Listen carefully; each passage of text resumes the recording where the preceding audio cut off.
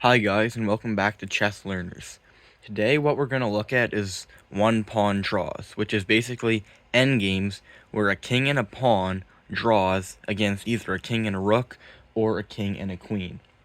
Now, our first endgame is a king and a rook versus a king and a pawn, which is actually a common endgame, often arising, versus like rook and pawn versus rook and pawn, and then the other team has to sack the rook to stop your pawn. It happens quite a bit, so the player with the rook can always draw by sacrificing the rook for the pawn, and in order to win, the king here would have to be able to get to this pawn before it reaches the queen square. So a single move can make the difference a lot of times. In this position here, black to move can draw by d3, king back, d2, king back, here, here, here, here.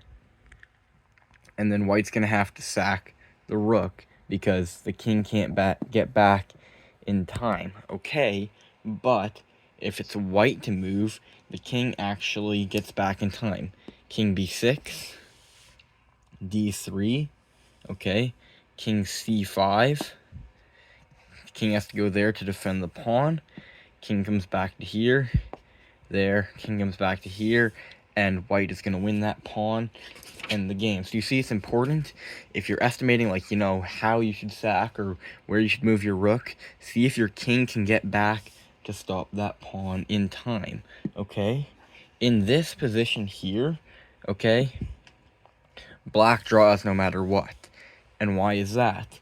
Because even if the king has time to get back, this black king can stop him from getting to the pawn. So even if it's white move, king and g5, d3, king g4, and you see the white king is stuck out there because the black king is stopping it from getting in. So king g4, king e3, king g3, okay, king, pawn here, here, here, and even if he throws in a check or something, okay, the king can just move behind.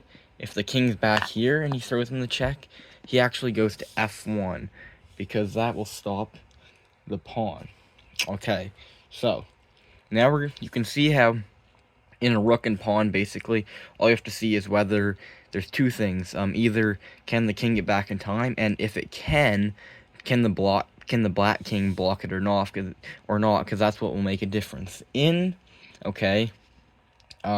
king and a pawn versus king and a queen.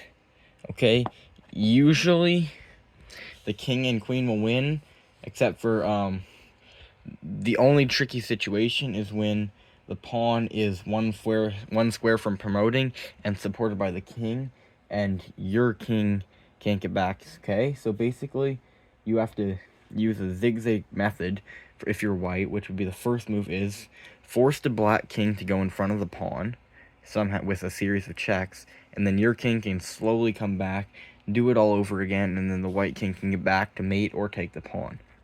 Okay, so you would just check, okay, and keep checking him, trying to get closer. Basically, at the start, you just get closer, move your queen in like this, and then king e2. You're really close. If king f2, and then there, queen d3, great move. And then now he's got to go king e1, then queen e3 check, and that's what will force him behind. And then the king comes back a move, and then just keep repeating that until eventually your king will be back, and you can checkmate. Okay, it may take a lot of moves, so you have to make sure you do it right, but it's pretty simple. But there is one problem. If it's a king, okay, and a bishop pawn, okay, there is one problem that will stop white, and that problem is stalemate. The critical moment is reached, okay, and the king usually is in the other position, has to be forced to move behind the pawn. But what black can actually do is go to the corner instead. And then if white checks here, There, it's just a repeat position. And the difference here, if white takes that pawn, it's actually stalemate.